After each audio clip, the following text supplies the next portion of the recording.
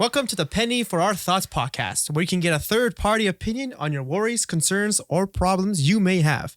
Don't keep it to yourself. Give some to us. I'm John. And I'm Gerald, and we're your hosts for Penny for Our Thoughts podcast. And welcome to our third official episode of our podcast. You excited, Gerald? It's been a long week, but yeah, I'm excited for this. Just like last time, you have no idea what you're going into. And we have some pretty doozy concerns we're going to get into here. Oh, yeah? And beat all the other ones? Yeah. Just keep escalating every week, eh? Yeah, I know, eh? All right, well, again, like I said, we have 3 individual concerns here for today. And for this week, Gerald has no idea. He's hearing about them just like you are for the first time. So, without further delay, let's get started. The first one is from Lil Plop. It's Lil Plop. Lil Plop. Yeah, Lil Plop. Not a big plop, it's a little plop. The title for the concern is, how are you supposed to have a life when you're working? It's it can apply to everybody. So let's see what he says. He or she says. Actually, he's a he. Hi, everyone. I am 22 years old. I'm a male. Just recently graduated college, and I've lined up for a job for myself. I'm going to be working a 9 to 5, and all my core friend group from college are moving to different cities, and I'm stuck in my hometown. How do people generally have lives when they start working a 9 to 5? Let's say I want to go to the gym 4 times a week. In addition, I want to make friends and eventually pursue a relationship. Going to the gym after work is time consuming because of the commute, and because the gym is packed because everyone gets off work at the same time. I really don't know how I'm going to meet new people around my age now that I'm working. Most of the people on my job are in their late 20s, which is fine, but I still like to mingle with people who are closer to my age. Finally, how would I even pursue a relationship among these two things?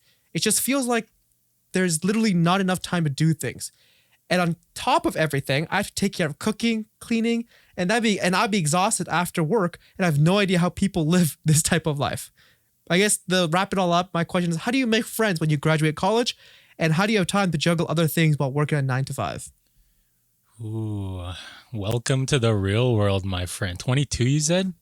22 years old. Yep. Fresh out of what, college, university, or whatever? Yeah, fresh out of college. Got a job. Oh, man. I feel like it's gonna slap him right in the face. Low plop it right in his face. The way I've always heard it be described or shown to me was, if it's important enough to you, you got to make time for it after a certain part of your life, you know, because I've heard from enough adults that, especially when I was still in school, they were like, oh man, you're still in school, university, or post-secondary, this is going to be the best times of your life. I'm like, what do you mean, dude? I got so much in front of me. I thought they were just jaded adults. But then once I got my full-time job, I realized that it's like, okay, yeah, this is pretty all-encompassing. Because if you think about it, like, you got 24 hours in a day. Half of that, generally, you're going to be spending as productive time. So that's 12 hours in a day. 8 hours, 9 to 5 is spent at work. What, you're left with 2 hours on each side of that? Yeah, roughly. And then the weekend. Why do you think so many people complain and are like, oh, I wish the weekend was longer. I wish we get 6 hour work days? It's because they're having the same problem as you. It's like, how do you have that life around what you do for work? And unfortunately, when it comes to a 9 to 5, your weekdays are kind of set in stone, you know? Well, do you have troubles? I mean, you work a 9 to 5, right? Do you have troubles balancing everything you need to get done and things you want to do? Yeah. I think I've come to terms with it at this point that I'm just not going to finish everything that I want to do it like when I want to do it. So I tend to space it out, except for these past couple of weeks. You have to give up either time or energy if you want to get everything done. You know what I mean? You have to plan your schedule so that you don't burn out doing everything that you want to do in a way that accommodates what your priorities are, right? And that's the whole, going back to it, making time instead of looking for time. And I agree with you with the fact that I think if you're having troubles picking and choosing what you need to do, I think you need to start choosing your priorities, right? Yep. If sleep is important to you, then obviously, like what you said, Gerald, this could be hard to balance everything, right? But let's say, you finding friends or you going to the gym is more important to you as a person, then I think you can always go to the gym earlier before work. And you're right, there's not a lot of people that get up at 5 o'clock in the morning and go to the gym. Right? So you'll have a lot more, freedom there at the gym, and you'll get your workouts done faster. Yep. And it's, a lot of people talk about that you have so much freedom if you wake up earlier in the morning. So that also could be a big thing, right? 9 to 5, you're right. You're stuck in there. You're stuck in the job. That you can't really control. It's hard for me to relate to that because when I work, I don't work a 9 to 5, right? I'm gone for 4 days and have a 3-day weekend every weekend. Exactly, right? Yeah. And every month I can like somewhat try to, change my schedule where I work for 2 weeks straight and then 2 weeks on. So it's hard for me to relate to this one, right? I think you can relate to it more, Gerald, than I can. But even those 4 days when I'm working, I'm gone. Right. Your work mode all for 4 days straight. Yeah. And then, I'm not working for like complete days straight. I mean, yes, I'm sleeping and obviously resting for like majority of the day or whatever. But in those times I try to like, text my friends. Discord is another one, right? Okay. And if you're looking for a relationship, because as he said, he was looking for one. There's so many online platforms nowadays, right? I personally don't use them. And I don't know about you, Gerald. I do not. Yeah, so I never have. So there is an option. I know a lot of friends that I know of use like online platforms like Discord even, where they join like a gaming community and they actually meet friends that way. They might not be the same age group, but at least you're meeting people and that's what you wanted. Relationship, there's so many things out there now. Online dating is the norm at this point, right? I mean, everyone heard of Tinder, Bumble. What else is there? Grindr, whatever you're into. Yeah, Grindr, I guess, is whatever you're into. But there's so many different ways. But it's hard. It is working a 9 to 5. It's hard to do things. And that's why people refer to planning their schedule and whatnot as juggling, because that's literally what it is. You have to make sure that whatever your priorities are like they're staying up in the air as if like the ball that you're juggling, I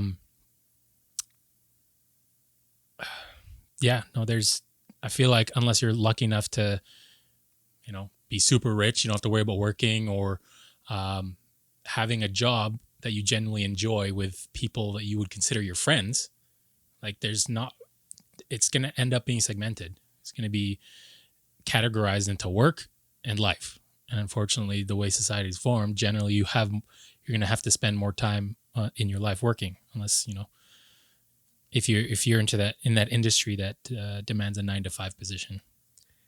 If I was in this position, I would try to be more diligent, I guess. Like do more things in a shorter amount of time, right? So cooking and cleaning is another example that he brought up. Is you can always meal prep for the week, right? Weekend, take an hour or two yourself on a Friday evening or on a weekend, and then just plan out the meals you want to eat. Now you're prepared. You don't have to like think for like an hour, what should I eat today? Yeah. Because I do that. I know I'm guilty of that, where I'm like, I don't know what to eat. And after an hour later, I'm like, I still don't know what to eat. But if it's planned, it's prepared, you're probably going to eat it.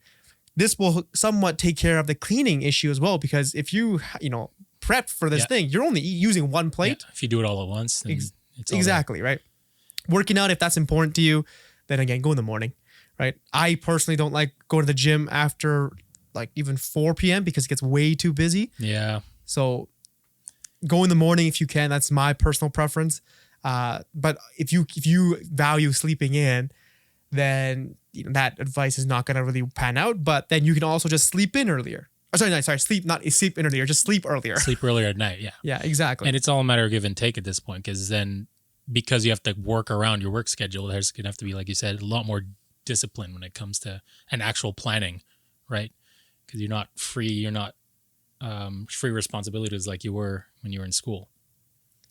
It's a lot of discipline. Just like you said, plan your priorities, right? See what's on the top for you, and then like plan your free time around what's important to you. And I think once this whole thing is all organized and you have your priorities straight and you got everything worked out, you'll realize like after graduating college, from the concern that you have, it might seem like it sucks. After graduating college, life sucks because some of your friends move away and stuff like that. But there's no greater time, in my personal opinion, after graduating college or university, having that freedom to just work and do what you love. Hopefully. You're doing what you love, and just, hanging out with friends or doing what you want is the best part of my life. I think right now I am in one of the best parts of my life right now. Right. I don't have a family to care for. I'm not married. I don't have a wife to care for. Right. I just, work, make money, sleep, eat, do my thing, do what I want to do, have fun. And that's it. Right. It's the best time. I can see that is right now. It could be the worst time. And that's what you probably think right now. Mm-hmm. But once you get everything organized, once you have everything set, I guarantee you it'll probably be the best time of your life. Especially, I would say, low to mid 20s to like low to mid 30s, probably the best time of your life. I feel like it's also a very formative time of your life too. Like after high school or after school in general, you're going to have an idea of generally kind of what you like. Mm-hmm. But then after you're all done with those, you kind of have the flexibility, both financially and potentially like time-wise, to explore exactly what you're about, like who you are. Unless you're one of the lucky ones that found themselves, quote unquote, in high school. But like you said, it's very freeing after all that, the bachelor years, right? Yeah, pretty much. Yeah. I think that covers that concern up. Any final words? Yeah, ultimately, it's realizing what's important to you and planning around it. And, a little bit of discipline always helps. Awesome. Cool. Hope that helped Lil Plop. Lil Plop. Not onto the next one. All right. So the next one's a little bit more, I guess, deeper. Okay. It's from Acrobatic Wind. Oh. The title is Gambling Addict. Oh. So scared. When I first started speaking to this guy I'm dating, he told me that he had been a gambling addict. He had been a gambling addict. That there's no cure, and so that he'll be one for his whole life, but he doesn't do it anymore and he attends meetings. He said during lockdown, he started gambling again to cope, but it was controlled. When he realized it was mentally exhausting, he stopped. My problem is that he seems to drink a lot. I don't know if I'm being harsh because I don't know what's acceptable. Tonight, he drank a whole bottle of red and a double vodka to himself. He drinks most nights and will say something like, "Oh, the football was on. Oh, I need a few just to help me sleep in this heat," etc. I'm frightened that he swapped one addiction for another. I had been an enabler in the last, and I never want to do that again. Am I massively overreacting? I don't want to lose the potential of our future together, or am I being an idiot and making irrational judgments? Thank you. That's rough. What kind of stuck out to me was that she? Yes, she. She said that he's swapping one addiction for another. She's what she thinks. Do you agree with her thoughts on that? I feel like I do, because I don't know, because I'm in the same boat as her, thinking like, oh, is it irrational judgment? But like gut feeling is like it's not healthy because he needs something material always to cope. A lot of people feel like would go straight to the therapy card. I don't know enough about that whole world to really suggest that, but it does sound like he has addiction issues to me. And possibly like professional help might help him out in this case. Well, he is doing it for the gambling. He's taking meetings for the gambling, is what she said. And by the way, she is 38 years old and he is 46 years old. If that makes any difference in the concern. Kind of does. Because then you're at that point of the life where you're hoping you'll be stable, right? Mm-hmm. And any sort of breakdown, any sort of relapse from her significant other could break that stability that, I don't know, it seems to me she might be looking for. Because if she's scared, like why would you be scared, right? Yeah. Otherwise, because she seems to, maybe I'm reading too much into it, but it seems like she's bought into the relationship. She's committed, right? Yeah. She's concerned for him and therefore their whole relationship. She even said she doesn't want to lose the potential of a future together. There you go. And I would agree with you, Gerald. Like, I think he moved from one addiction to another. gambling to drinking, you can't judge which one's worse and which one's better. Yeah, they're not. It's like both not great. Yeah. But there are ways that you can beat them. Mhm. It's great that he actually came out to you and told you that he is a gambling addict, Oh, yeah. and he said that he will always be one, right? So he's being honest with you. Yeah. Do you know how much, like, I guess a bottle of red and double vodka too? So that's a lot of drinking, isn't it? I don't drink, so Bottle of red wine. I'm assuming it's a bottle of red wine. That was all in one night? Yes, tonight. So that's all in one night. So he drank a bottle of red, That's a lot. assuming wine, and a double vodka. What? I don't know what double vodka is though. From my experience, like two shots worth, Okay. or a double. I don't know, because a double could be like a size of container, but whenever I used to drink and order a double of something, it used to be like 2 shots. Of Two something. shots. Yeah, that's what I think I'm going to with too. Yeah, That's a lot of drinking. that's a lot of drinking. The wine by itself. And I'm gonna be hard. He's probably in a hard time because of the whole COVID issue. Mm-hmm. I know so many people that was hindered by COVID, and Oh, yeah. mental health was a big thing that was a concern for everybody during COVID. And it seems like from what you're saying that he did pretty much beat the gambling addiction, because he said he wasn't doing it anymore. That's what Eric Acrobatic Win said. So it seems like he was almost beating it. Yeah. But then he eventually lost it, and he did it during COVID, which again, 100% understandable. But then he went to drinking, and I think that's not. Yeah, I think you need to draw a line at that point. I think from what it sounds like, he's not good at coping healthily. Whatever it is he's going through, rough times, COVID, whatever, like he's finding vices that aren't healthy. So I don't know. Personally, I've dove deep into hobbies before because of like just trying to just distract myself. Maybe he has hobbies that he can pick back up, or new hobbies he can pick up. That's a tough one. It seems like you guys are in a pretty good relationship, because you did say that you don't want to destroy your potential future together. Yeah. So you must know his hobbies, some of the things that he loves to do. Mm-hmm. Does not have to do with drinking or gambling or anything negative, right? It could be hiking, it could be a sport, it could be video games, board games, whatever it might be. I think you need to relight that fire. Then it'll be more of a healthier way of going forward. Yeah. But he is, using unhealthy ways. And again, I think even if he wasn't if he wasn't drinking, what's the word I'm looking for? Even if he didn't switch addictions to drinking, right? Even drinking that much in one night, that's a lot. Yeah. Even if it's if it's a one-time thing, then whatever. But it seems to me like he does it regularly enough that she's concerned. Yeah. That it's becoming an alcoholism. Mm-hmm. Yeah, I think if I was in that situation, I would tell my partner to let's go do something fun. Yeah. That we both enjoy, whatever it might be. Yeah. Dance classes, cooking classes, learning a new skill and progressing. I've found that to be very rewarding and often brings me out of ruts. Mm-hmm. Yeah. Yeah. Anything else you want to add to? That's a tough one. It's very personal. It depends very much on what type of people they are.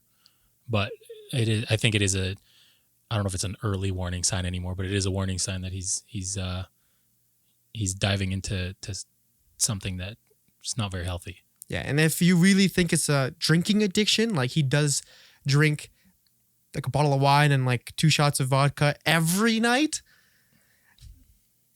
then you need to have a big conversation. Whether it's an actual addiction or not, like that's not good for your liver. Yeah. Like I heard that scientifically it's better to like drink like a whole bottle of vodka in one night than to have like, regular everyday drinking vodka, but short amounts kind of thing, right? Beating the crap out of your liver. So, and I'm sure you love him, you care about his health. So even for that, you need to bring it up and say, this is not good for your health. I want to live a long, happy life with you. Yep. Well, let's work something out. And it seems like he's not a stranger to getting help too. Like what was it? He went to a meetings for gambling addictions. Yeah. So then it doesn't seem like he's a stranger to that. Mm-hmm. So Alcoholics Anonymous, I don't know. I don't know enough about it to really suggest it, but like if it comes to the point that there are support groups for that, right? Yeah. Bottom line is his health is important. Mm-hmm. In my personal opinion, his health is super important. If that's bugging you, and which it should, I think it'll bug me. Talk to him about it, and you need to go on a path that's healthier. Could be a tough conversation, but if it wouldn't be, then why are we talking about it? Exactly. I think that wraps it up about that one. All right. Now we're going to the third and last one. This one kind of grinded my gears a little bit, but we'll see. All right. This one's from Rasher, and the title is Spousal Debt Spending. Ooh, I can see why this bothers you. All right. So he says, my wife has always insisted on handling all the bills, and I'm not particularly, enamored but with material things, so this didn't initially bother me. Repeatedly throughout our relationship, we would discover that she has put massive balances on the credit card, 5 figures. We would tighten our belt, pay down the debt, things go back to normal, but then the cycle repeats itself. Recently, I discovered that our credit card debt is twice as bad as it ever been, and she refuses to establish a budget. The only thing that keeps us from spiraling completely out of control is the fact that I am only buying necessities for myself. Now I am finding that she's buying luxury items for herself, then lying about the circumstances or just hiding items entirely. I love my wife and the life that we have together, so I want to try to salvage the situation before I opt for a parachute or a noose around my neck. Can anyone offer any suggestions on how to tackle this situation? I'm stressed, past the breaking point, and I need some guidance before my world completely falls apart. Yikes. Dude, lock that credit card away from her until she gets over it, man. Like that's some like DEFCON 3 stuff. Like that is not a place where I want to find myself. I'm sorry, man. But like wife, right? Not girlfriend? Wife. Oh, man. My question is like, well, I don't know. I don't know how they've been married, how long they've been married for, but I feel like there would be some sort of indications of her habits before you married her. Like this is something that, well, it's hard to say, but this is something I would hope that I personally would try to nip in the bud before, But then those habits, you could also argue that like, it's not my money, so why would I say anything? But now once they're married, it's our money. And so that's exactly it. Money. That's exactly it. Like at some point, you had to have realized that it is going to be our money. And it's like, obviously now it is our money. Dude. Maybe he thought she could afford it, right? Because I'm sure before they were married, I didn't think they shared their financial details that extensively, right? I wouldn't, right? I would tell them like, I would actually. Thinking about it, I would tell my significant other 100% my financial situation, how much money I have. Well, not money, how much money I have, but like I think debts.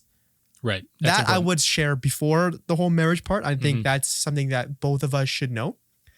But maybe before they actually got married, she actually didn't have any debts and she just actually paid it all off, right? So then he wouldn't have noticed that. I'm not defending her in any way. I'm just saying, like, I wouldn't expect you to. There could have been different. Oh man. So the question now is, what does he do? I don't know, man. Get some like, is it just one credit card, or does she have like debts all over the place? Well, it doesn't specifically say, but I think it's majority of his credit card bill. Oh, that's the bad one too. That's the worst one. Just get some like get like some sort of debt consolidation, or get like a low interest debt to pay off that credit card first of all. And you have to sit your wife down and be like, money doesn't grow on trees. Holy man, like I don't even know, man. It's like the same sort of thing with the last one. It's an addiction, right? It's retail therapy. Feels good. Yeah. You buy stuff, you open it up, it feels good. It's an addiction. And it's just as, or arguably even more unhealthy than the last one we were talking about, alcoholism and gambling. Gambling's like almost the same boat, I guess, but oh man. What would you do what would you do if you were in this situation? I'd be like, this is the first thing I would do. Oh man. I'd have to like find some way to. We have to be transparent about everything at this point now. Like, it's not a matter of I don't trust you. It's like a matter of like we need to get our act straight, because then we don't want to, you know, file for bankruptcy or whatever. Be like, okay, it come to the point of like weekly reports or whatever what we spent on. Like, it like a budget needs to be kept. And I don't know, he didn't get into it, but like, why is she refusing to set a budget? Like, unless it sounds to me like maybe she's ashamed of her spending, but she can't help it. Again, going back to the train of addiction. Also, setting a budget would put a ceiling on your spendings, right? Well, so yeah, then there you go. Maybe she doesn't want that ceiling. There has to be something else, something deep rooted that she's trying to compensate or make herself feel better for. That could be by buying all of this stuff. Yeah, you know, that 100% could be. You bring up a good point that, you know, she might have some kind of mental health problems and stuff like that could translate into that. Maybe she feels like she's unwanted, or maybe her, you know, friends or her, you know, group of people, you know, have all these expensive luxury brands, but she doesn't. So she needs to kind of keep up with that. Exactly. And that's terrible in the Asian community, right? Like, you see like Asian moms buying like Louis Vuitton bags, but they can't. But they do it because, you know, the eyes around them tell them, and she's pressured to do it. Always being judged. That's how you grow up as an Asian community, man. All eyes on you. Anyway. Yeah. I would first thing I would do is cancel everything. Yeah. Yeah. I even do this now. I keep a very extensive controlled like spending. Like, I don't have a set budget. I don't say I'm gonna spend, you know, $2,000, $3,000 a month. I don't have that. But every time I spend something, I put it on a spreadsheet and it obviously adds it all for me, and it shows me what I spent my money on. Now, some banks and some apps will give that for you, but I just do it separately. This way, it's completely separate. It's not skewed by anything. So if my wife, okay, let's get straight. She wouldn't be my wife if this would happen. I tell all my significant others that, you know, if we start dating for a long time and, you know, everything goes well and we get married, I control the finances. Like, I need to know where the money goes, what it's doing, and like what it's buying and whatever. Right? Just like, I'm sure, you know, my significant other wouldn't like money just going missing. And we also need to point out that isn't financial reason one of the biggest factors in divorces nowadays? Yep. I don't know, but I wouldn't be surprised. Like, I think I read somewhere that's number one. Like, financial situation and financial like difficulties is the number one reason for divorces. Yeah. Yeah, I'm not surprised. And you seem like you know, Rasher, you love your wife, and I'm sure your wife loves you. So I'm sure you don't want to go down that road. But the big thing is you need to cut it out. Cut that spending out right away. Yep. Right? Take away the credit cards, cancel the credit cards if you need be. I guess canceling wouldn't work as well if you have debts on them. That's going to be there. Take them away, right? Yeah. Take them away. Make sure like you give kind of like her allowance for the time being, because she still needs to live. She still needs to buy the coffee at Starbucks, buy whatever every now and then before work and maybe during work. You need to give some kind of money so she can, you know, live her life normally. But all these luxury items you don't need it. And it makes it worse that she's hiding this from you. Yeah. Oh, yeah. So you can tell she's ashamed by it. You can tell that she knows it's bad to an extent, right? Because she's hiding it. Well, okay. Maybe she knows that you think it's bad. Exactly. Yeah, that's what it is. Yeah.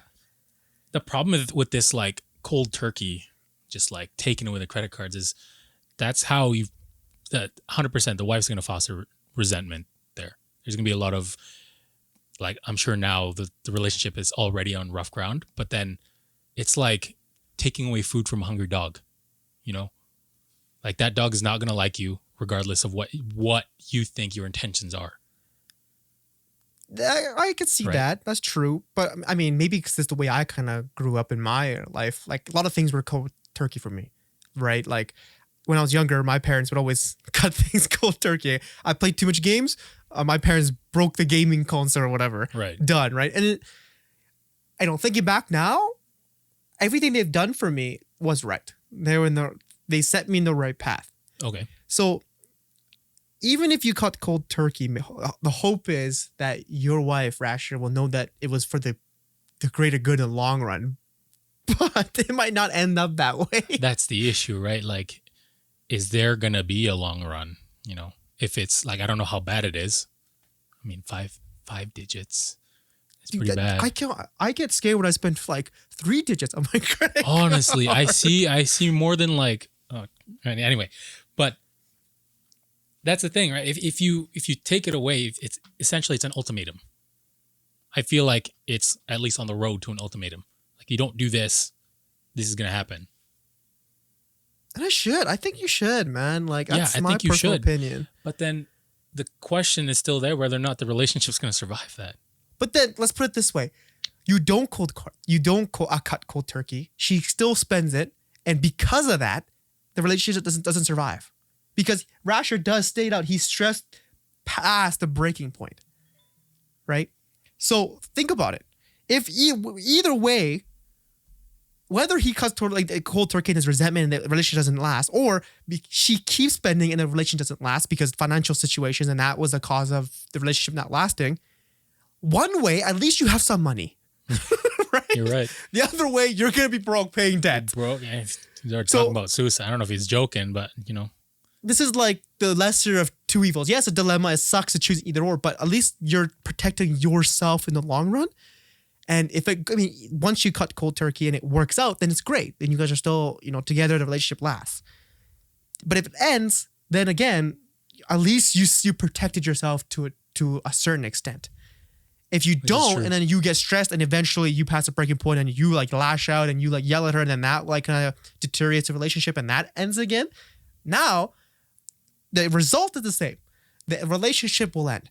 But on one end, at least you have some money. On the other hand, you have no money. You owe the bank a lot of money. So I would choose, just cut it off. Cut everything off. Don't let her have any access to like the spending money that you would normally have. Right? If she wants to buy something, she should talk to you. I mean, we live in the 21st century. She shouldn't be asking you to buy something for it, but like you should have a conversation about it. That's how I've been doing it even now, and I'm not married, right? Even if I have a significant other is like, I want to buy something with my own money and I work for it, I still ask my significant other. That's just me, and it's stupid. And it's like I ask for the most stupidest things, like $40, I'll ask, right? And that's how it's supposed to be in a relationship. And I think that's how it's supposed to be in a relationship. You might think differently, but you need to cut that out. Make sure you need to control the financials. You need to know where every penny goes and comes. Yeah. I think the best point you made there is that neither of these paths are like they could very potentially, or both of these paths could very potentially break the relationship. But then the other, one of them you have money. Yeah, one's better than the other for you. If it's going to end anyway, at least protect yourself. It's very like morbid way of thinking of it. But then like at this point, what choice does he have? If you try to wean off of it, like if you try to like, oh, less money, this is our budget, it's not as much. You're still running the risk of being broke and divorced. Yeah. So I don't know. I personally, I personally just wish I would never find myself in this situation. But if you do, it's like back to the professional help sort of thing. Like, I don't know if there's someone that's a mix of like financial advisor and couples counseling, but whoever that person is, go to them. If you don't choose to like, hey, give me the credit card, you're not getting it back until you're good. Mm-hmm. And this is my personal experience. Like I've had a significant other that was bad with money, and she a great person. Nothing wrong with the person, but like thinking back in hindsight, I'm like, man, thank goodness that relationship ended, because I don't think I would have gone to that extent. I think once marriage happened, whatever, I think that was going to be a big fighting point that we would have almost like every month, right? I see the credit card bill and, this random things. I'm like, why don't you tell me? Why don't you talk to me about it? Right? So I personally think financial situation and financial stability is a very big factor when I see a significant other. So that's just me. But you're married to this person. Again, take the better of two evils. I know it sucks to make that decision. If you can somehow, like Gerald said, get someone to talk to both of you guys and sit you down and figure this out, then great. right? Because obviously what you did, Rasher, because you said that like you talked to her, right? You tried to tell her to set a budget, but she isn't doing it. So maybe she'll listen to someone else. That's exactly it. Right. Because ultimately it has to come from her or someone she trusts or respects in this, like financially. Clearly there's something in these guys' relationship that like she's not like following his advice. Like I don't know what that would be, but yeah, getting it from someone who has that kind of stature, who like knows, quote unquote, knows what they're talking about. And I agree that there might be a deep-rooted problem. Oh yeah. Right? Find what that deep-rooted problem is. Like talk to a marriage counselor or whoever. Right? Maybe that just finding what that problem is might fix this whole issue completely. Because when we talked back in the past, there was no indication, or you didn't state any indication that she was bad with money before you got married. Mm-hmm. Right? It happened after. So there could be a deep-rooted problem that she needs to get out, or she needs to figure out on herself, right? Anything more you want to add, Gerald? Not much more than, dude, I'm sorry, man. Yeah, honestly, it's not a good situation. I wouldn't want to be in it. The reason why it grinded me up a little bit was, I can't deal with people who are bad with money. Oh yeah, it stresses me out. Yeah, and again, like just there are people out there that are just bad with money. No problem. No, like anything like that. Yep. Just bad with money. Those people grab my gears. I just don't understand it.